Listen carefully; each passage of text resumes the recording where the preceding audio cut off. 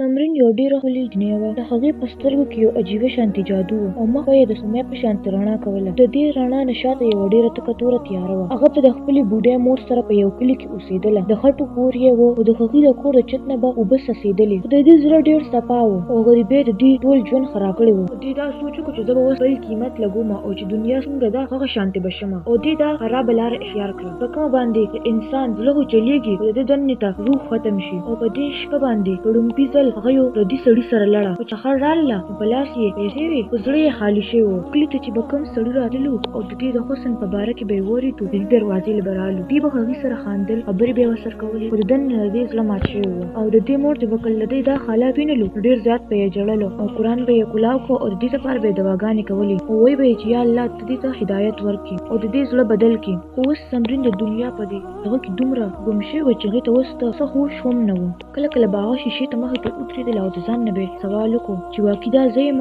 او د دې په زړه کې یو عجیبه غونته شور و. په یو حالت کې هم دې ته سکون نه و. اوس دې سره پیسې خو وې کپړې ورسره هم وې خو اوس د دې خوب نه و. کله چې به شپه شوه دې به د دنیا نه به یې ژړلو. او یو ورځ هغه ډېره ستړې شوې وه. نه په جسم کې طاقت و او نه په زړه کې امید و. دې خپلې مور ته وکتلو چې هغه ویښه وه او په لاسو کې ورسره تسبیح وې او په شونډو یې دوا وه. تمرین په زړه کې ډومبې پیرې دا احساس وشو چې دا زندګي غلطه ده. او دې شپه دې دا فیصله وکړه چې هغه به اوس دا کارونه پرېږدي. په دغه شپه باندې دا یوازې ووتله د سکون په تلاش کې. او دا په دې لاره باندې تلله چې هغه کلي د یو بزرګ سړي و. دا روانه وه او اخر حق ځای ته ورسېدله چې کوم ځای یو ډېر نیک سړی و. د هغه یو د خټو کور و خو ډېر نیک او بزرګ و. خلکو به دې ته بابا سلیم ویلو. سپینه ږیره یې وه او په مخ باندې رڼا وه او پوره کلي به دې له عزت کو او مینه به یې ورکوله. د سهار به یې په مسجد کې اذان ورکو او بیا به یې قرآن ویلو او د هغې نه پس به یې د کلي ماشومانو له تعلیم ورکو. د ده ژوند ډېر ساده و. نه یې څه دنیاوي خواهش و نه څه لالچ و بس صرف د الله رضا یې غوښتله. د بابا سلیم نه اولاد و او نه یې څه رشته وه. ښځه یې ډېره مخکې وفات شوې وه. چرم د الله نه دا شکایت نه کړی او ویل به یې د الله امانت و او هغه واغست. د کلي ټول خلک په دل راتللو او د زړه بوج به یې چاته به څه تکلیف او چاته څه. بابا ورته صرف دا ویل چې الله په فیصلو باندې یقین ساتي او هغه څوک هم خالي نه پرېږدي. د بابا کور وړوکی خو د رڼا نه ډک و او هغه به هر مېلمه ته خندل او خوشامدید به یې ورته ویل. او د دې د خولې نه چې به کومه خبره راووتله هغه به په زړه باندې تله او ویل چې څوک د دې بابا له لړ شي د هغې د زړه بوجونه ختم شي او هغې ته سکون میلاو شي. شاید دې د الله تعالی خاص بندیانو کې و. خو د هغه په زړه کې د ډېر وخت نه یو غټ خواهش و. هغه به دعا کوله چې یا الله زما د ژوند دا مقصد پوره کړي. د بابا دا خواهش و چې هغه یو ډېر ګنهګار بنده د الله تعالی په لاره باندې راولي. ته اوس دا خبر نه چې الله پاک د دې دا دعا قبوله کړله او یو داسې بنده د ده په کور ته راتلو واله و. هغه ډېر ګنهګار و او په دې شپه چې په کلي باندې ډېرې تورې تیارې وې او په هوا کې نمي وه. د بابا په صحن کې ناست و تسبیح و ورسره. ورته داسې ښکارېدو چې څه څوک اواز کړي او هغه اسمان ته وکتلو او په خندا شو چې شاید نن څوک راتلو واله دي. واقعي د لرې نه د قدمونو اواز راغی او هغه بل څوک نه و بلکې تمرین وه. هغې حالت ډېر خراب و. ویښته پې خواره وو او دا د بزرګ سړي دروازې له راله او د شپې تکه توره تیاره وه. بجلي پړکېدله او په دې تکه توره تیاره کې یوه ښځه چې کپړې یې لمدې وې او خورې پې الوتې وې په منډه را روانه وه. او دا تمرین وه چې دا د ډېرو ګناهونو نه راتښتېدلې وه او د یو داسې ځای په تلاش کې وه. او د دې قدمونه خود به خود په دې لاره باندې راتللو او دا د بابا سلیم دروازې له راله پای انښتې وه او دې په مزه شانتې دروازه وټکوله. دننه یو ډېر نرم اواز راغی. څوک یې؟ تمرین ورته ډېر په مزه باندې وویل زما نه لاره هېره شوې ده. یوې شپې دپاره پناه پکار ده. بابا سلیم ورته دروازه کلاوه کړله او چې مخې ته یې وکتو نو یو ځوانه جینۍ وه چې د وکتلو ویښته پې خواره وو مخ یې زیړ وو کپړې یې لمدې وې. ده زر یو چادر راواغست او دې له یې ورکړ او ویې ویل چې لور دننه راځه دا د الله کور دی او دلته څوک هم یوازې نه دي.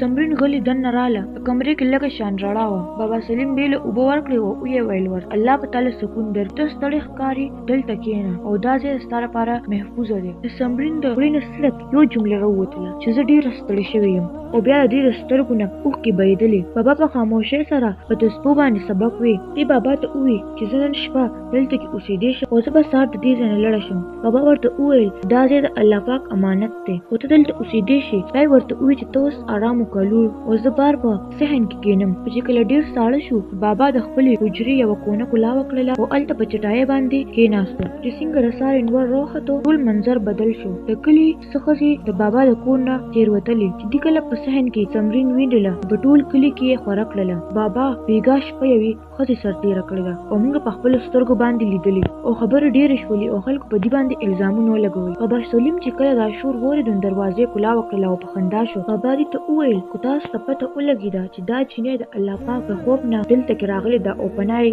اغوستې ده. شاید به ستاسو زړونه نرم شي. کلیوالو صرف ولیدلو او ځان یې په خبره پوه نه کړو. سمرین د سترګو نه اوښکې بهېدلې. سمرین وویل چې زه راتښتېدلې ومه د دنیا نه خو د ګناهونو نه. بابا سلیم اسمان ته وکتلو او دې ته یې وویل الله تعالی څوک د توبې په لاره باندې راولي نو دنیا په دې باندې ګوتې اوچتي خو دا ګوتې به ستړې شي د الله تعالی رحمت په بند نه شي. او په دې وخت باندې د سمرین د زړه نه یو غټ بوج کوز شو. هغه په لومړي ځل په ژړا شوه خو دا ژړا د بچتاوې نه وه او د شپې واقعه په ټول کلي کې مشهوره شوه. خو د بابا لپاره دا د ده د ایمان ازمایش و. د کلي ټولو خلکو به خبرې کولې او ویل به بابا ځان له یوه ښځه راوست او د سړو په مخونو باندې به غوسې وې او ویل به چې بابا یو ښکلې جینۍ سره ښه تېره کړې. چا پکې وویل چې دا موږ په خپلو سترګو لیدلي. بابا سلیم دروازه کلا وکړله او ویې ویل چې څه چل دی زما بچو نه دومره شور ولې دی. خو چا ولې جواب ورنه کړو. آخرکار د کلي یو څو بزرګان مخې له رالو چې په هغې کې حاجیان امام او یو دوه نور بزرګان شامل وو. دوه ډېر په غوسې سره وویل چې بابا موږ تاله ډېر عزت درکړو او احترام دې کړو. موږ چې نن څه وینو نو هغې زموږ زړه ډېر خفه کړو. دا جینۍ څوک ده چې تاسو کرې شپه تېره کړې ده.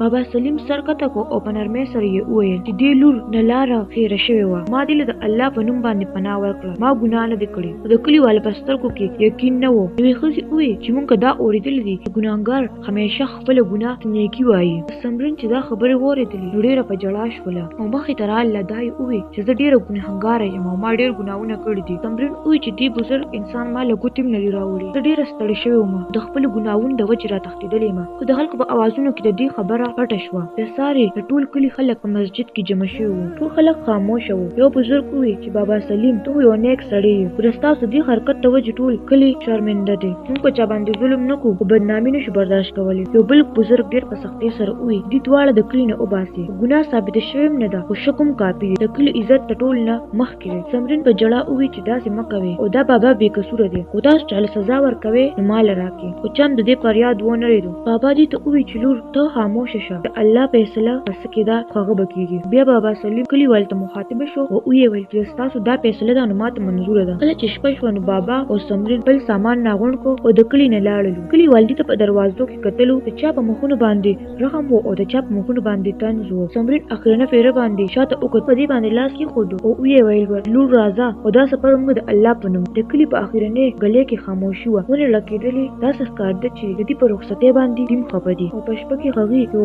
ځنګل کنارې ته لړلو. بابا د درخت سره یو چادر خور کړو او دې ته یې وویل چې ارام وکړه. سمرین وویل چې بابا خلک زموږ نه نفرت کوي الله تعالی هم زموږ نه ناراضه دی. بابا ورته وویل چې نه الله پاک زموږ نه دی ناراضه خو چې کله انسان جاړي نو الله هغه له نور نږدې راځي. دا شپه د جنګل په هوا کې او تنهایۍ کې تېره شوه. چې دا خبر نه و د کلیوالو دا بدګماني په یو نوي توپان راولي. داسې توپان چې نه صرف د ایمان بلکې د زندګي به. بابا او سمرین ځان له یو وړه غونډه کې جومپړې راخلله. دې ځای هېڅ څوک هم نه و. دلته خاموشي وه. یو عجیبه غونډه سکون و. د مرغو اوازونه او د خورې خوشبو ټول هر څه د الله تعالی رحمت و. سمرین دپاره دا جومپړې صرف پناه نه وه بلکې د ژوند یو نوی آغاز و. اوس هغه جینۍ نه وه چې په کلي کې به یې ګناهونه کولو. اوس د دې په سترګو کې حیا وه په زړه کې یې سکون و. بابا سلیم د جومپړۍ په یو ځای کې مسله خوره کړې وه او په شپه کې به هغوی دواړو عبادت کو. سمرین به دې له اوبه راوړلې لرګي به یې ولې جمع کولو او کله ناکله به د خاموشۍ سره د بابا تلاوت اورېدو. بابا به دې ته دواګانې ښولې او د صبر معنی به یې ورته وې. هغه به ډېره حیرانه شي ژوند څومره ښکلی دی او کله چې زړه الله تعالی نږدې شي نو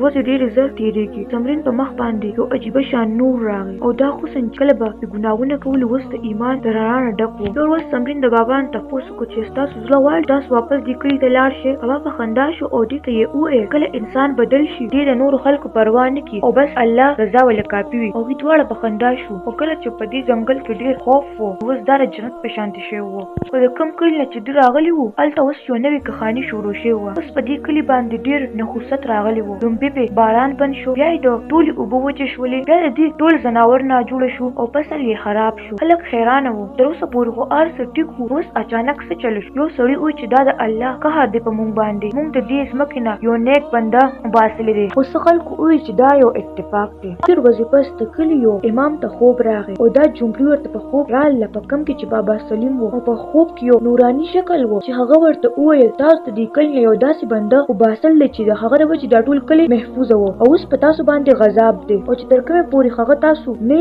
معاف کړي تر هغې پورې په کلي باندې دا عذاب وي. خو چې سحر امام پاڅېدو، هغه ټول خلک راجمع کړو او ویې ویل چې موږ ګناه کړې ده او موږ اوس دا بابا واپس راولو، خو اوس ډېر ناوخته شوی وو. دویم طرف ته بابا په دې ځنګل کې د سحر وخت دعا کوله، خو د ده زړه بېچینه وو. سمرین ته تپوس وکړو چې څه چل شوی بابا ورته مزه وویل چې کله په نیک خلکو باندې ظلم کېږي نو په هغې باندې ځمکه هم جاړي. او بابا ورته وویل چې ما ته داسې ښکاري چې په کلي باندې څه آزمایش راتلو واله دی. او هغه دا خبره وکړله او اسمان ته یې وکتلو، په هغې باندې ډېرې تورې تورې وریځې راغلې وې، او د شپې په کلي باندې یو عجیبه شانتې توپان راغی، ډېرې تیزې هواګانې وې، او په اسمان کې د بجلۍ پړکارې، او د کلي د مسجد مینار راوغورځېدو. خلک ډېر ویرېدلو او چغې یې والې، شاید چې دا غذاب دی. ښځو خپل ماشومان د خپلو سینو سره ولګولو، او د دې توپان په دوران باندې ټولو بزرګان دا په یاد کو یا الله موږ ته معافي وکړي، موږ ډېره غټه غلطي کړې ده، موږ د ستا ډېر نیک بنده د کلي نه وباسلی دی. او په دې شپه چې په کلي باندې ډېر غټ توپان راغلی و، او همدغه شان په دې ځنګل کې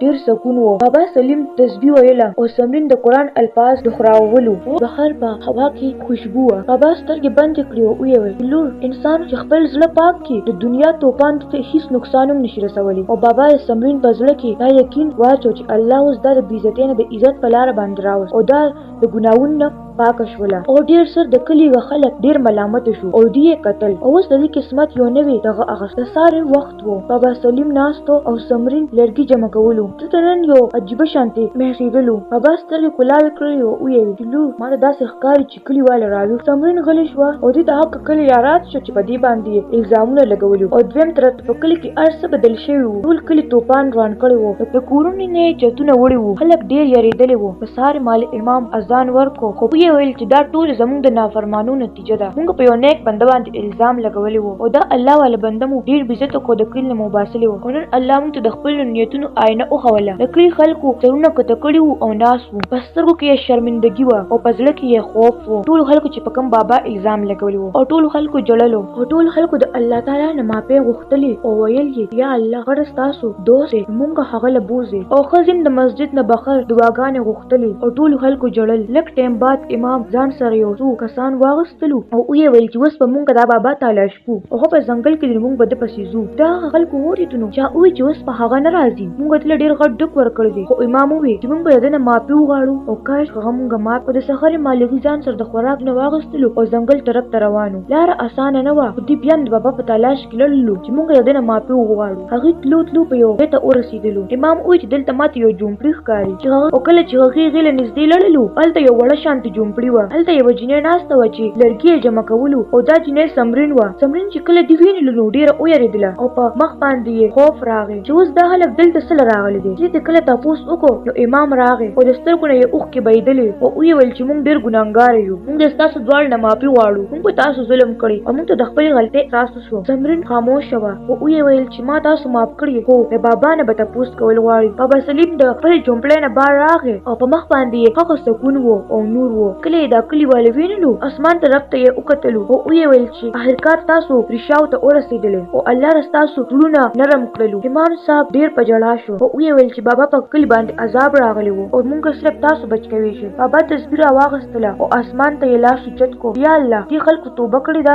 اوس په دې باندې خپل رحمت نازل کړه او د دې په رزق کې برکت واچوه او د دې په زړونو کې سکون او د دې زړونو نه تکبر او نفرت لر کړه. او چې کله دې خپله دعا ختمه کړله، لږ ټایم پس په اسمان باندې وریځې راللې او باران شروع شو. د باران صرف اوبه نه وي بلکې دا د دې لپاره د بخشش پیغام و. کلیواله په سجدو باندې شو او د سمرین د سترګو نه اوښکې روانې شوې او لږې میاشتې پس هغه جمله په خپل ځای وه. د بابا سلیم وخت پوره شوی و، هغه په جومات کې مونځ کوو. سمرین دې سر ناسته وه او ژړل یې، خو اوس د دې ژړا د کمزورۍ نه وه بلکې د شکر وه. دې اسمان ته وکتل او ویل بابا تاسو د تیارو نه زه رڼا ته راوستم. او په دغه ټایم باندې بابا سلیم وفات شو. او کله چې کلیواله رالو او دې یې قبر کنه سو، د سمرین غیبه شوی و. چاوي چې هغه مکې ته تللی ده او چاوي چې هغه د الله په لار باندې مسافره شوې ده. خو یوه خبره ټول ته معلومه شوه او هغه دا و چې دا ګناهګاره جنۍ چې د الله په اړه کې ایمان واچو او د بابا سلیم دا جومپړې د هر تلو راتلونکي دپاره رڼا وه او د توبې ځای و.